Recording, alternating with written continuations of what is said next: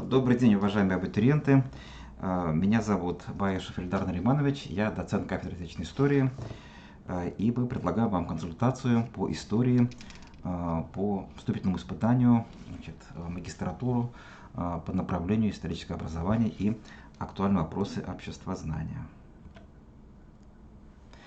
Итак, начнем с того, что форма сдачи экзамена дистанционная. На это обращаем особое внимание, потому что, как правило, последние годы у нас большей частью на бакалавриате преобладала именно дистанционная форма сдачи экзамена. На магистратуре, как правило, экзамены были в таком очном привычном формате. В этом году мы принимаем экзамен дистанционно. Итак, вид экзамена тестирования, общее количество вопросов 25, и, как видите, на слайде минимальное количество баллов у нас 50, и максимальное количество баллов, которые можно набрать, 100. И, как вы понимаете, конечно, для того, чтобы пройти по конкурсу, желательно набрать такие наиболее высокие баллы. На тестирование дается всего ровно час, то есть час астрономический, это 60 минут. И обратите внимание, для тех, кто имеет определенные ограниченные возможности здоровья, то время экзамена увеличивается до 1,5 часов при наличии соответствующих документов.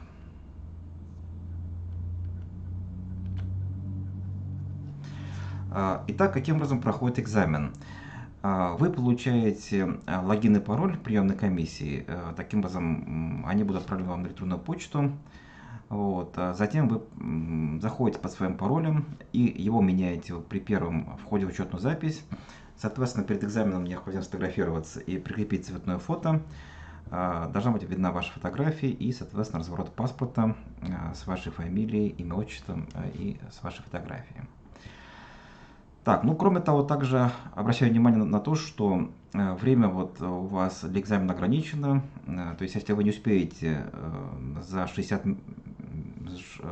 минут, мы не можем вам дать дополнительного времени, к сожалению. Вторая попытка не предусмотрена. Тоже, пожалуйста, имейте в виду. Поэтому вы постарайтесь даже пораньше сдать экзамен с тем, чтобы потом уже у вас как-то хоть было время на то, чтобы завершить, проверить. Вы, соответственно, входите в свой личный кабинет накануне экзамена, открываете папку «Нормативные документы» и переходите также по ссылке «Инструкция о получении логина и пароля для прохождения вступительных испытаний». Тоже таким образом. И там необходимые инструкции вы, соответственно, прочитаете. И по ним необходимо будет следовать. Здесь ничего сложного нет, тем более вы уже поступаете на базе высшего образования, у вас уже есть образование в объеме бакалавриата. И кроме того, также посмотрите, пожалуйста, внимательно, обратите внимание на расписание вступительных испытаний. Дело в том, что расписание вступительных экзаменов для магистратуры и бакалавриата оно разное, поэтому, пожалуйста, не перепутайте направление именно с бакалавриатом. У нас, как правило, в магистратуре экзамены немножко позже, чем для тех, кто поступает на уровень бакалавриата. Здесь в таблице желтым цветом обозначено расписание именно ваше. Обратите внимание, консультация предусмотрена 7 августа, соответственно, экзамен для тех, кто подал документы с 20 июня по 6 августа будет 8 августа в период с 10:00 до 22:00. Резерв, соответственно, 17 августа с 10:00 до 17:00. Что означает время с 10 до 22:00? Это означает то, что вы в удобное для вас время можете сдать тестирование, потому что есть люди работающие, которые, допустим, не могут, условно говоря, сдать до обеда, могут только после обеда, кто-то, может быть, вечером может сдать. Но вы понимаете о том, что, конечно, необходимо вам как можно раньше постараться сдать, потому что время необходимо также иметь в виду, что могут быть технические какие-то неполадки, проблемы, поэтому как можно раньше постарайтесь экзамен сдать. Желательно до обеда, если уж нет такой возможности. До позднего вечера старайтесь тоже не растягивать время сдачи экзамена. Что касается резерва, то резерв предусмотрен для тех, кто по каким-то уважительным причинам не мог сдать в основное время. Ну, допустим, кто-то заболел, есть соответствующая справка. В этом случае этот абитуриент имеет право сдавать в резервный день. Соответственно, для тех, кто подал документы 7 августа, также вот время экзамена у вас указано. Это 16 августа экзамен основной и резерв 21 августа. Ну вот, пожалуйста, тоже вот это вот имейте в виду.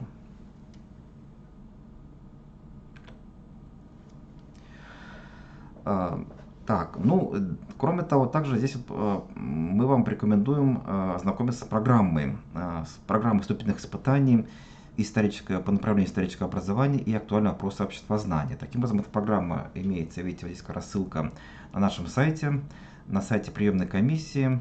Вот, и здесь мы вам предлагаем как раз посмотреть титульный лист программы. Она подписана ректором. Вот, и здесь, во-первых, вы внимательно прочитайте техническую часть, да, вот первая, ну, скажем так, часть программы, она касается технических требований к вашему компьютеру, на котором будете работать. У вас обязательно должен быть компьютер соответствовать вот этим вот требованиям, которые указаны в программе. Имейте в виду, что необходимо иметь микрофон, веб-камеру, колонки либо наушники.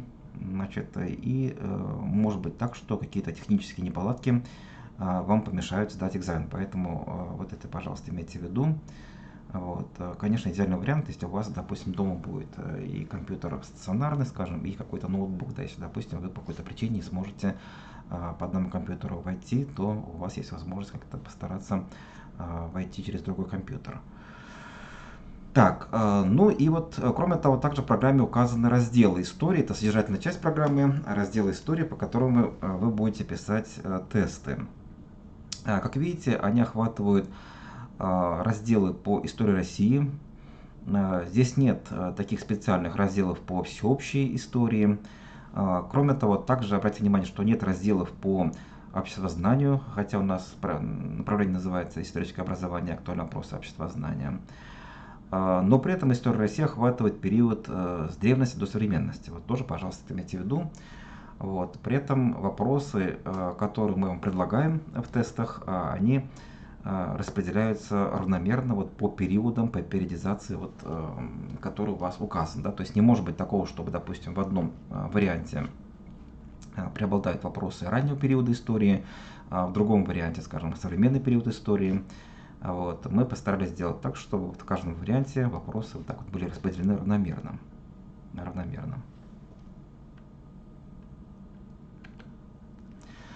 Так, и вот теперь давайте мы с вами поработаем немножко с примерными заданиями, которые были в прошлые годы. Вот, уровень сложности таким образом вы можете постепенно, вот так, ну, примерно так вот для себя уяснить. Ну вот по раннему периоду истории, например, вопрос. Памятникам зодчества Древней Руси 9-11 веков относится. Здесь 5 вариантов ответов. Если указано относится, значит таким образом здесь должен быть только один вариант правильный. Вот. Ну и давайте мы просмотрим все варианты. Да? Храм Василия Блаженного в Москве. Значит, я думаю, что вы уже помните, знаете о том, что он был построен при Иване Грозном. В честь взятия Казани, соответственно, это 16 век, никак не может подходить. Вот. Храм Святой Софии в Новгороде, да, как раз был построен в 11 веке. При Ярославе Мудром как раз второй вариант правильный. Что касается церкви Вознесения в селе Коломенском, это тоже 16 век, да, была построена в честь рождения Ивана IV.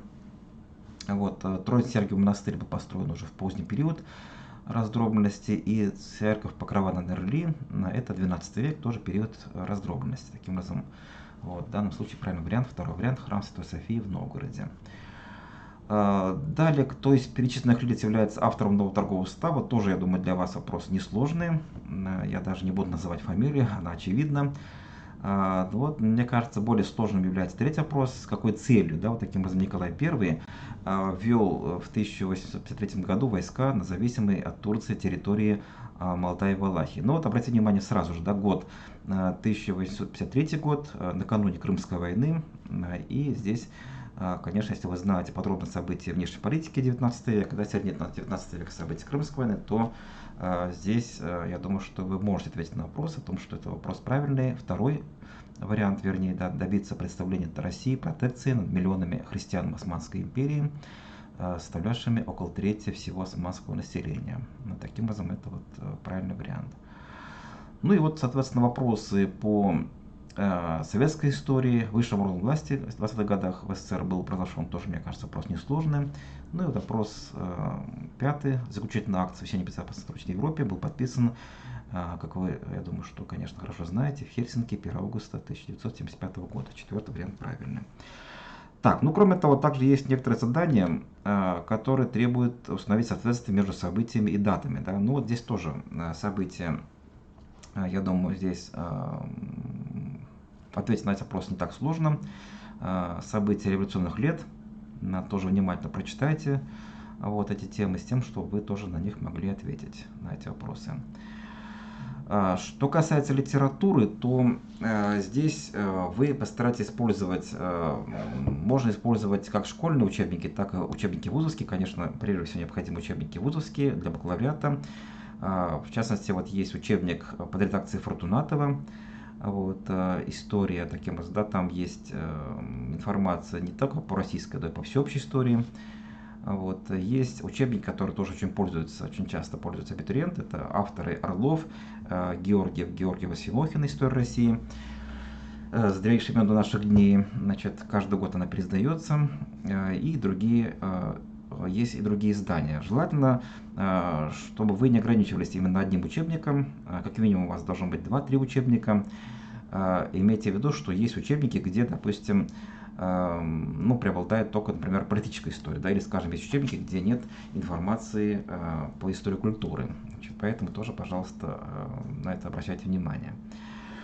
Что касается литературы, то перечень рекомендуемой литературы как в электронном формате, так и в бумажном виде, да, вот он также имеется в нашей программе. Программа, ссылка, мы, значит, на эту программу таким образом вам давали. Она у нас есть на сайте. Вот, тоже познакомьтесь и, соответственно, вот, подготовьтесь к этим вопросам. Так, ну и вот в завершении также мы вам оставляем наши контакты. Это вот адрес моей электронной почты, мой адрес WhatsApp, поэтому если вопросы будут возникать, тоже можете обращаться в день консультации. Конечно, понимаете, что вопросы содержательного характера мы, конечно, не можем на них отвечать. Речь идет о том, каких-то, может быть, технических требований, да, каких-то вопросах организационного характера. Значит, тоже, пожалуйста, обращайтесь.